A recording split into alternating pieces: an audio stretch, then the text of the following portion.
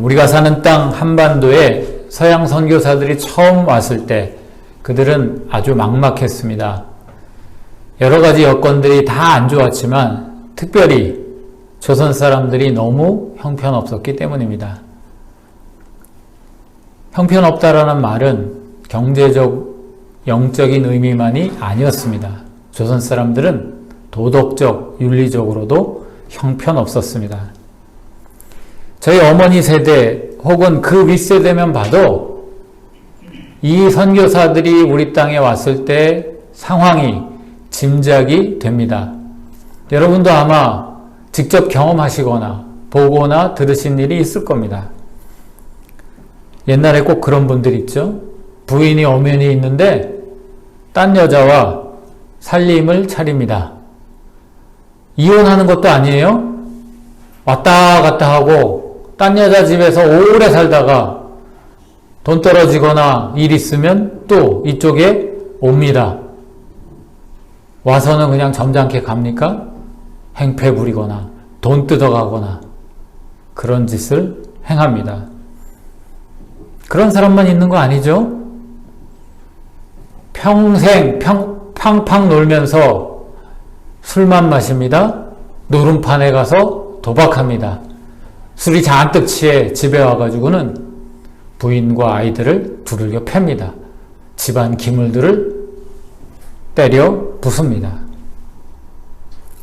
이런 사람들, 우리 어머니 세대나 그 윗세대를 보면 동네에 한두 명 혹은 더 많은 사람들이 반드시 존재했습니다. 그 사람들이 특별한 사람일까요? 아니에요.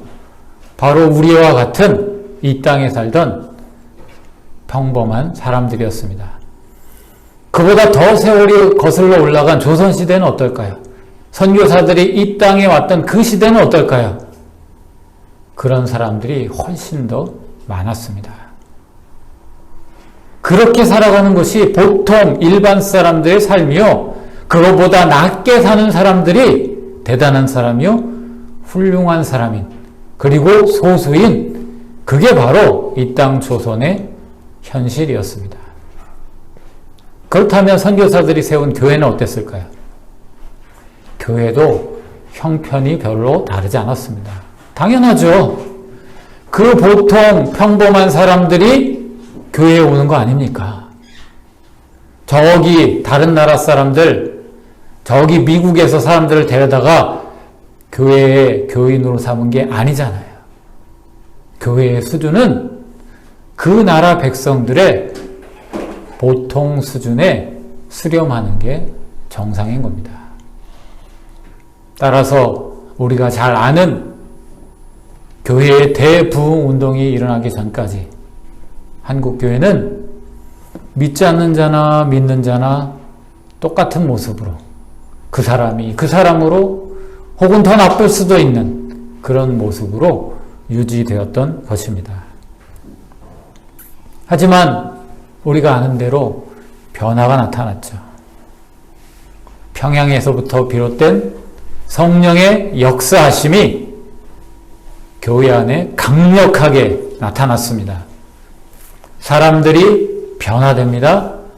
사람들이 넘어지고 바뀝니다.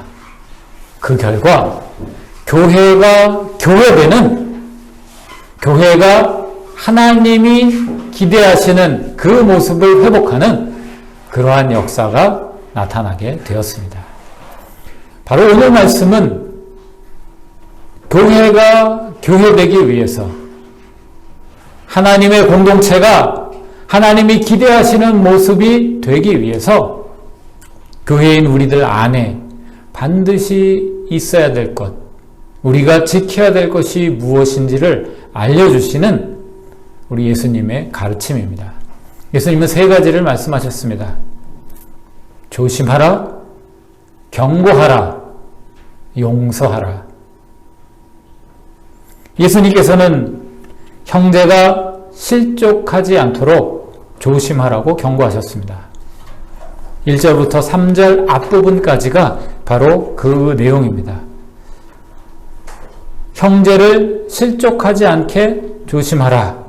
여기서 실족한다 라는 말이 무슨 뜻일까요?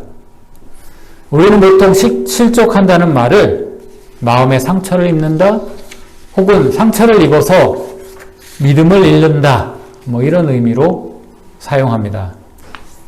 넓은 의미에서는 이런 뜻도 포함될 수 있지만 이 실족한다는 말의 본래적인 의미는 그게 아닙니다. 실족한다는 말은 유혹에 빠져서 죄를 짓는다는 말입니다. 그러므로 남을 실족하게 한다라는 말은 다른 사람으로 하여금 유혹에 빠져서 죄를 짓도록 만든다. 이런 의미가 되는 겁니다. 예수님께서는 남을 유혹에 빠져서 죄를 짓도록 만드는 그 사람은 연자 맷돌을 목에 두르고 바다에 던지는 것보다 훨씬 엄한 처벌을 받게 될 것이라고 강력하게 경고하셨습니다. 어떤 교회에 한 은퇴 장로님을 중심으로 그를 따르는 몇 명의 사람들이 있었습니다. 그 중에는 시무 장로님도 있었고 권사님도 있어서 제법 그 교회 안에서 영향력을 행사하고 있었습니다. 그런데 동대문에서 찐빵 장사를 하면서 교회를 다니던 남자 집사님이 있었는데 언제부턴가 이 사람들과 어울리기를 시작하는 겁니다. 그러더니 그 사람들이 교회 안에서 벌이는 나쁜 일들, 예를 들면 목사를 반대하는 집회를 한다든지 교회 안에 투표를 하는데 누구를 찍으라고 강요한다든지 심지어는 담임 목사를 쫓아내는 그런 일에까지 그 남자 집사님을 앞장 세워서 하기 시작했습니다. 여러분 무슨 일이 벌어진 겁니까? 그 남자 집사님이 실족하게 된 것입니다. 여러분 그 일의 시초는 누구로부터 비롯되었을까요? 은퇴 장로라는 한 사람의 범죄로부터 시작되었습니다. 그런데 어떤 일이 벌어졌습니까? 한 사람이 범죄한 것이 다른 사람에게 전염되고 또 다른 사람도 범죄하고 그 죄가 점점점 번져나가서 공동체의 수많은 사람들이 죄를 짓되 두려워하지 않고 죄를 지으면서도 무슨 일을 하고 있는지 알지 못하는 그런 지경에 빠지게 된 것입니다. 이런 일이 벌어질 때 어떻게 했어야 될까요? 당연히 그 공동체의 다른 사람들은 그 은퇴 장로님에게 경고했어야 맞습니다. 예수님께서 오늘 말씀하시지 않습니까? 만일 네 형제가 죄를 범하거든 경고하라. 뭘 하라고요? 경고하라는 겁니다. 오늘 한국교회에서 이 경고가 사라졌어요. 누군가 범죄하면 명백하게 죄를 지으면 그 사람을 경고하라고 주님께서는 말씀하셨습니다. 경고한다는 말이 무슨 뜻입니까? 당신 지금 나 화나게 만들었어. 빨리 내 기분 풀어주지 않으면 내가 복수할 거야? 이런 뜻입니까? 아니요. 당신이 회개하지 않으면 심판받게 될 것입니다. 뿐만 아니라 당신이 한 행동은 다른 사람을 실족하게 만들 수도 있는 무시무시한 행동입니다. 이렇게 분명하게 알려주는 것이 경고입니다. 경고하는 이유는 무엇일까요? 그 사람의 회개를 촉구하는 것이죠. 교회 안에 죄악이 죄로 밝히 드러나게 되고 모든 사람들이 죄에 빠지지 않도록 경종을 울리게 하는 것, 이게 바로 경고의 목적인 것입니다. 한국교회 안에 경고가 바로 서지 못하는 이유는 경고의 이 바른 목적을 알지 못하기 때문입니다. 사람들이 경고할 때도 있어요. 어떤 경우에 합니까? 평상시 내가 기분 나쁘게 생각했던 사람, 내가 눈에 가시같이 여겼던 사람, 그 사람이 뭐 조그만 잘못 저지르면 경고하죠. 단호히 경고합니다. 그 사람이 특히 힘이 없거나 만만하면 더 쉽게 경고합니다. 그런데 경고의 목적은 이런 인간적인 의도가 들어가서는 안 되는 것입니다. 경고의 근본 동기는 무엇이 되어야 됩니까? 영혼에 대한 사랑이 되어야 되는 것입니다. 예수님께서는 지금 오늘 말씀을 보시면 작은 자 중에 하나를 실족하게 할진대 이렇게 말씀하고 있습니다. 예수님은 실족하는 큰 사람, 대단한 사람, 유력한 사람을 지금 예로 들어 말씀하시지 않고 실족하는 작은 사람을 주목하여 말씀하고 계십니다. 작은 사람이란 어떤 사람입니까? 믿음이 작은 사람일 수도 있습니다. 별 볼 일 없는 사람일 수도 있습니다. 교회 안에 비중이 적은 사람일 수도 있습니다. 하지만 그 사람이 어떤 존재든지 간에 그 사람이 유혹에 빠져 죄를 짓는 것, 그것은 하나님의 입장에서 결코 좌시할 수 없는 그런 범죄라는 것입니다. 왜 그럴까요? 예수님께서 그 사람도 값을 주고 사셨기 때문이죠. 얼마나치의 값입니까? 예수님의 생명의 값어치를 주고 그 사람을 사신, 우리 주님의 핏값으로 사신 존재이기 때문에 그 한 사람도 죄에 빠지는 것을 예수님은 참아 보실 수 없다는 것입니다. 그래서 주님은 경고하라고, 그래서 지금 저짓고 있는 그 사람도 회개하고 돌아오고 다른 사람들도 같은 죄에 빠지지 않도록 경고하라고 그렇게 말씀하고 계신 것입니다. 그렇다면 이렇게 경고하게 되면 우리 주님이 기대하시는 최종적인 모습은 뭘까요? 당연히 회개죠. 잘못했습니다. 내가 유혹에 넘어갔습니다. 내가 잘못했습니다. 미안합니다. 당신의 마음을 아프게 했습니다. 당신을 찔렀습니다. 내가 회개합니다. 우리 주님은 당연히 이것을 기대하십니다. 주님께서는 이것을 기대하시면서 한 걸음 더 나아가 잘못을 저지른 이 사람들이 회개할 때 나머지 사람들이 어떻게 해야 할 것을 말씀해 주고 계십니다. 뭐 하라는 겁니까?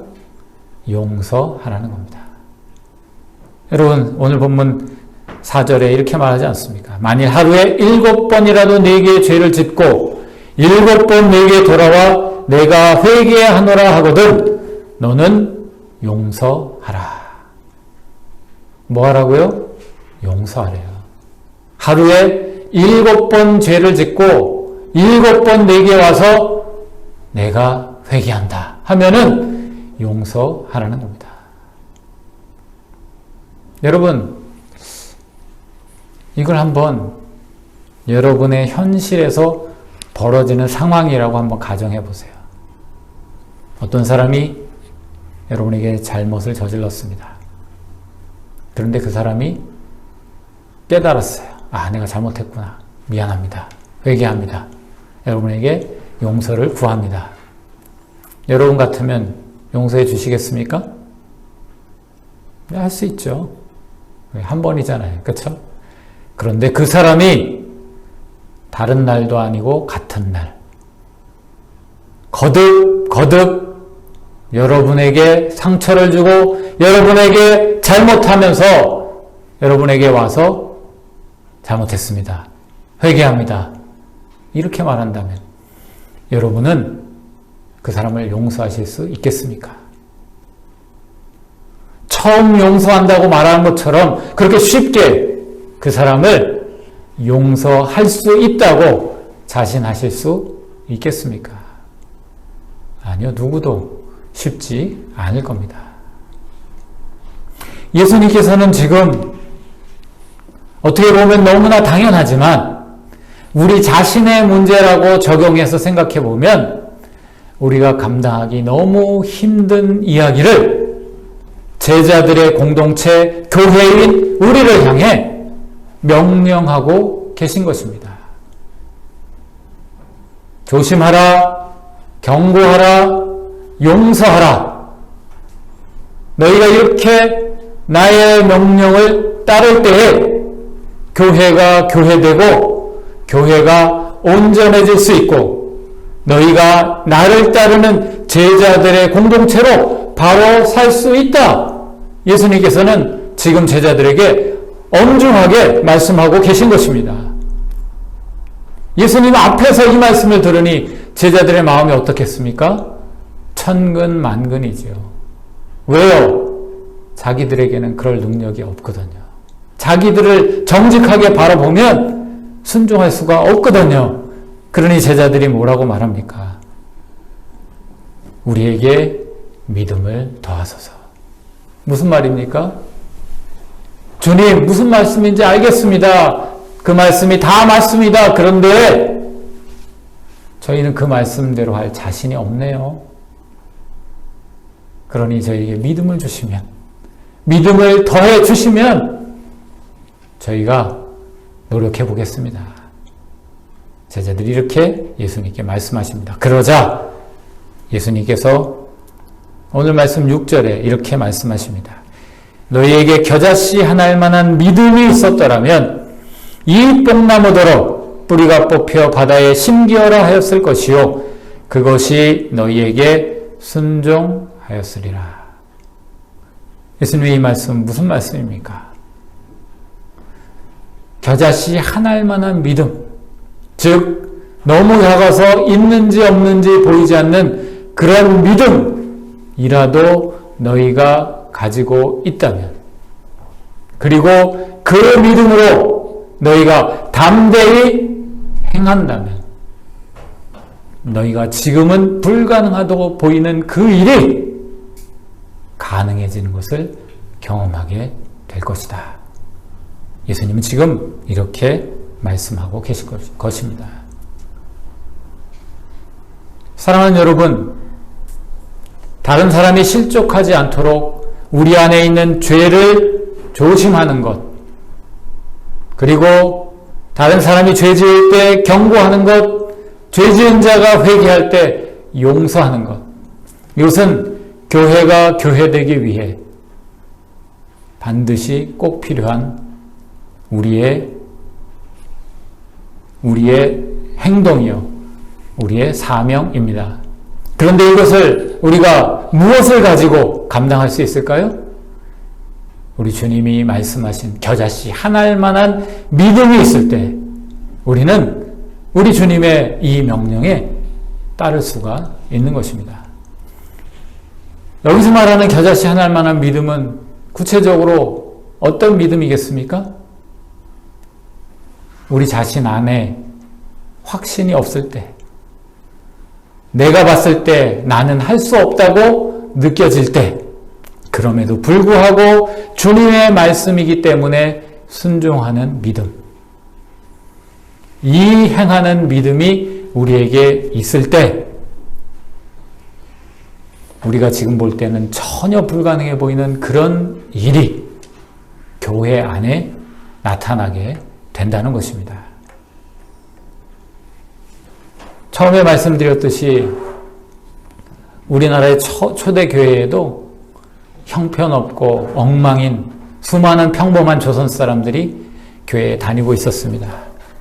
그런데 그들 안에 성령이 임하시고 그들이 성령을 통해 자기들의 죄악을 깨닫게 되죠. 그러며 어떤 일이 벌어졌습니까? 자기들의 죄를 사람들 앞에 자복하고 회개하는 일들이 벌어졌습니다.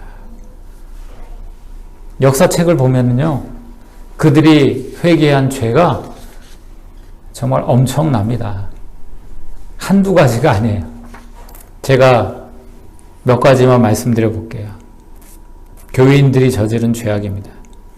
거짓말, 눈속임, 사기행각, 술, 담배, 도박, 마약, 첩살이, 절도, 강도, 간통, 당화, 심지어 살인까지.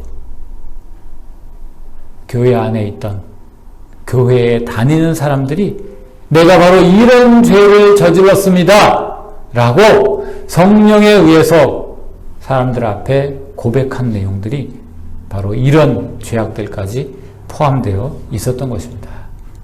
사가는 이렇게 말합니다. 마치 지옥이 제 모습을 드러낸 것 같았다. 여러분, 우리가 예수님의 말씀에 순종해서 결단하기 전에는 우리도 바로 이런 상태에 놓여 있을 수밖에 없습니다. 우리가 아무리 잘 살려고 애써도, 우리가 아무리 그럴듯하게 스스로를 포장해도 우리도 믿지 않는 자들과 똑같이 연약함과 죄악과 추악함이 우리 안에 있습니다. 이게 우리의 본질이에요. 여러분, 오늘 본문이 시작할 때 예수님 뭐라고 말씀하십니까? 실족하게 하는 것이 없을 수는 없으나, 무슨 말이에요? 우리의 체질을, 우리의 실체를 주님이 아신다는 겁니다.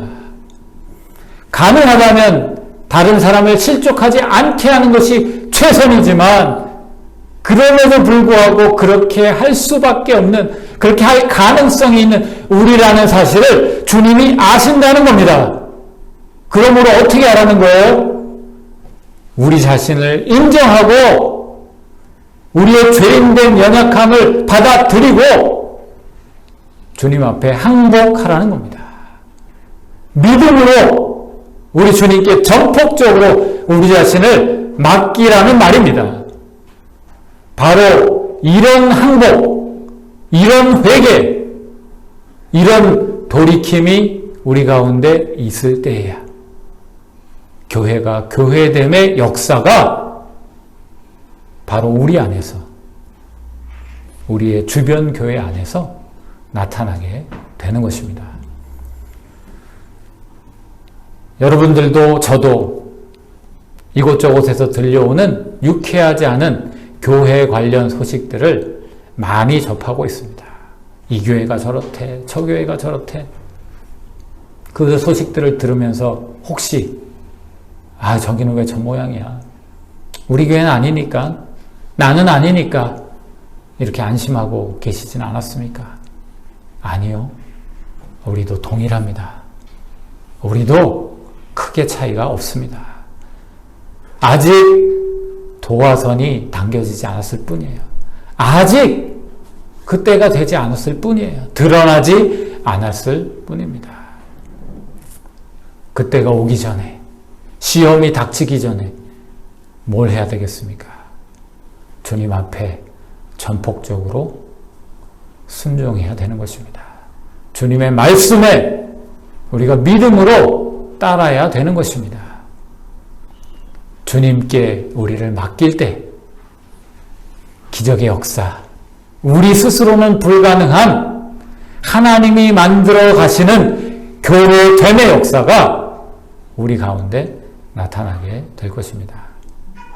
오늘 말씀대로 순종해서 우리가 서 있는 이 자리가, 우리가 모이는 이 모임이, 그리고 더 나아가 한국교회가 우리 주님이 기뻐하시는 참된 교회됨을 회복하는 그런 역사가 나타날 수 있기를 바랍니다. 기도하겠습니다.